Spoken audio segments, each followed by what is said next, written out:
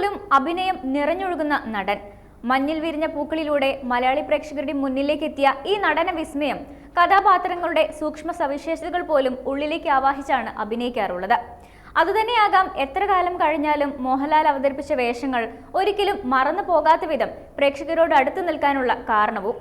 പേരിനൊപ്പം ഏട്ടൻ എന്ന് ചേർത്ത് മലയാളികൾ സ്നേഹത്തോടെ വിളിക്കുന്ന ലാലേട്ടന് ഇന്ന് 64-ാം പിറന്നാൾ. നിരവധി സൂപ്പർ ഹിറ്റുകളുടെയും ബോക്സ് ഓഫീസ് ഹിറ്റുകളുടെയും അവകാശിയായ നടന വിസ്മയത്തെ ആശംസകൾ കൊണ്ട് പൊതിയുകയാണ് സിനിമാ ലോകം. മോഹൻലാലിന്റെ കരിയറിലെ ഒഴിച്ചുകൂടാനാകാത്ത സിനിമകളിൽ 10 സിനിമകൾ നോക്കാം. 1986-ൽ പ്രദർശനത്തിനിറങ്ങിയ ചിത്രമാണ് രാജാവിന്റെ മകൻ. തമ്പി കണ്ണന്താനത്തിന്റെ സംവിധാനത്തിൽ മോഹൻലാൽ, രതീഷ്, സുരേഷ് ഗോപി, അംബിക എന്നിവർ പ്രധാന വേഷങ്ങളിൽ അഭിനയിച്ച ചിത്രം ഷാരോൺ പ്രൊഡക്ഷൻസിന്റെ ബാനറിൽ സാബു കണ്ണന്താനമാണ് നിർമ്മിച്ചത്. ഡെന്നിസ് ജോസിന്റേതാണ് തിരക്കഥയും സംഭാഷണവും. 1986-ലെ ഏറ്റവും വലിയ രണ്ടാമത്തെ സാമ്പത്തിക വിജയം സ്വന്തമാക്കിയ ചിത്രമായ രാജാവിന്റെ മകൻ മോഹൻലാൽ എന്ന അഭിനേതാവിനെ സൂപ്പർ സ്റ്റാർ നായക പദവിയിലേക്ക് ഉയർത്തിയ ചിത്രം കൂടിയാണ്. SN സ്വാമി തിരക്കഥയൊരുക്കി K മധു സംവിധാനം നിർവഹിച്ച ചിത്രമായ 20-ാം നൂറ്റാണ്ട് 1987-ലാണ് പുറത്തിറങ്ങിയത്. മോഹൻലാൽ, സുരേഷ് ഗോപി, ജഗതി ശ്രീകുമാർ, അംബിക, ഉർവശി എന്നിവരായിരുന്നു പ്രധാന വേഷങ്ങളിൽ അഭിനയിച്ചത്. സുനിത പ്രൊഡക്ഷൻസിന്റെ ബാനറിൽ M മണി നിർമ്മിച്ച ചിത്രമാണിത്. സത്യൻ അന്തിക്കാടിന്റെ സംവിധാനത്തിൽ മോഹൻലാൽ, ശ്രീനിവാസൻ, ശോഭന തുടങ്ങിയവർ മുഖ്യ വേഷങ്ങളിൽ അഭിനയിച്ച 1987-ൽ പുറത്തിറങ്ങിയ സിനിമയാണ് നാടോടിക്കാറ്റ്. ശ്രീനിവാസൻ തിരക്കഥ എഴുതിയ ഈ ചിത്രത്തിലെ ദാസൻ, വിജയൻ കഥാപാത്രങ്ങൾ പിൽക്കാലത്ത് ഏറെ പ്രശസ്തമായി. സത്യൻ അന്തിക്കാടിന്റെ തന്നെ സിനിമയായ പട്ടണപ്രവേശം, പ്രിയദർശൻ സംവിധാനം ചെയ്ത അക്കരെ അക്കരെ അക്കരെ എന്നിവ നാടോടിക്കാറ്റിന്റെ 2-3 ഭാഗങ്ങളായി പുറത്തിറങ്ങിയിരുന്നു. 1988-ൽ പുറത്തിറങ്ങിയ പ്രിയദർശൻ സംവിധാനം ചെയ്ത സിനിമയാണ് ചിത്രം. മോഹൻലാൽ, രഞ്ജിനി, നെടുമുടി വേണു, ശ്രീനിവാസൻ തുടങ്ങിയവരാണ് പ്രധാന വേഷങ്ങളിൽ അഭിനയിച്ചിരിക്കുന്നത്. ശ്രീനിവാസന്റെ കഥയെ ആസ്പദമാക്കി ചിത്രത്തിന്റെ തിരക്കഥ രചിച്ചിരിക്കുന്നതും പ്രിയദർശൻ തന്നെയാണ്. മോഹൻലാൽ അവതരിപ്പിച്ച വിഷ്ണു എന്ന കഥാപാത്രം പ്രേക്ഷകരിൽ നൊമ്പരമായി മാറുകയായിരുന്നു.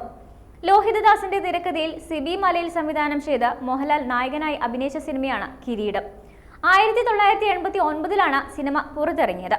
സിനിമയിലെ കോൺസ്റ്റബിൾ അച്യുതൻ നായരെയും മകൻ സേതുമാധവനെയും ആരും മറന്നു കാണാൻ വഴിയില്ല. കിരീടത്തിലെ അഭിനയത്തിന് മോഹൻലാലിന് ദേശീയ ചലച്ചിത്ര അവാർഡുകളിൽ പ്രത്യേക ജൂറി പുരസ്കാരം ലഭിക്കുകയുണ്ടായി. രഞ്ജിത്ത് തിരക്കഥ എഴുതി IV ശശി സംവിധാനം ചെയ്ത ചിത്രമാണ് 1993-ൽ പുറത്തിറങ്ങിയ ദേവാസുരം.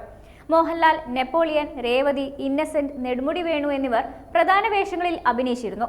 മലയാള സിനിമാ ചരിത്രത്തിലെ എക്കാലത്തെയും വലിയ ഹിറ്റുകളിൽ ഒന്നാണ് ദേവാസുരം. 2001-ൽ രഞ്ജിത്ത് ഒരുക്കിയ ദേവാസുരത്തിന്റെ 2ാം ഭാഗമായ രാവണപ്രഭു എന്ന ചിത്രവും വൻ വിജയമായിരുന്നു.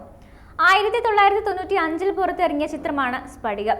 ഭദ്രൻ സംവിധാനം ചെയ്ത ചിത്രത്തിൽ ആടുതോമ എന്ന നായക കഥാപാത്രത്തെയാണ് മോഹൻലാൽ അവതരിപ്പിച്ചത്. തിലകൻ, രാജൻ P ദേവ്, ഇന്ദ്രൻസ്, ഉർവശി, ചിപ്പി, KPC ലളിത, സിൽക്ക് സ്മിത എന്നിങ്ങനെ പ്രഗത്ഭരായ താരനിര തന്നെ ഈ ചിത്രത്തിൽ ഉണ്ടായിരുന്നു. സ്ഫടികത്തിലെ തിലകൻ മോഹൻലാൽ കൂട്ടുകെട്ടിന്റെ ഉജ്ജ്വലമായ അഭിനയം സിനിമയെ ബോക്സ് ഓഫീസ് ഹിറ്റാക്കി തീർത്തു.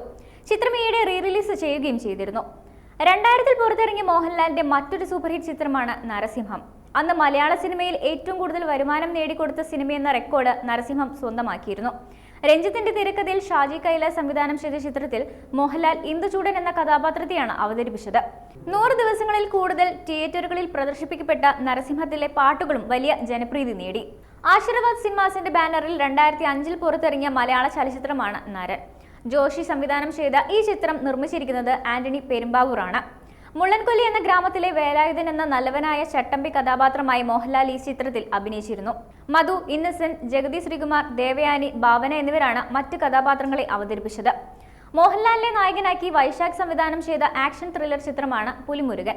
വനത്തിൽ പുലികളുമായി ഏറ്റുമുട്ടി നാടുകാക്കുന്ന മുരുകൻ എന്ന കഥാപാത്രത്തെയാണ് മോഹൻലാൽ ചിത്രത്തിൽ അവതരിപ്പിച്ചിരിക്കുന്നത്. ഉദയകൃഷ്ണ തിരക്കഥ രചിച്ച ചിത്രത്തിന്റെ ഛായാഗ്രഹണം നിർവഹിച്ചിരിക്കുന്നത് ഷാജി കുമാറാണ്. 2016-ൽ പ്രദർശനത്തിനെത്തിയ പുലിമുരുകൻ ആകെ 152 കോടിയോളം രൂപ ആഗോളതലത്തിൽ നേടിയിരുന്നു. 80-കളിലും 90-കളിലുമെല്ലാം ഒട്ടനവധി ചിത്രങ്ങൾ ചെയ്ത മോഹൻലാലിന്റെ കരിയറിലെ 10 സിനിമകൾ മാത്രം തിരഞ്ഞെടുക്കുക എന്നത് വലിയ പ്രയാസമുള്ള ഒരു കാര്യമാണ്.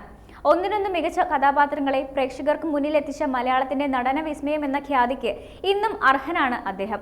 6-ാം തമ്പുരാൻ, കാലാപാനി, ദേവദൂതൻ, വന്ദനം, ഭ്രമരം, ഭരതം, കമലദളം, ഹിസൈനസ് അബ്ദുള്ള, ലാൽ സലാം, ഓട്ടോ, വരവേൽപ്പ്, തൂവാന തുമ്പികൾ എന്നിങ്ങനെ തുടങ്ങി 100 കോടി ക്ലബിൽ കയറിയ ആദ്യ മലയാള സിനിമയായ പുലിമുരുകൻ വരെ മോഹൻലാൽ മോളിവുഡിന് സമർപ്പിച്ചിട്ടുണ്ട്.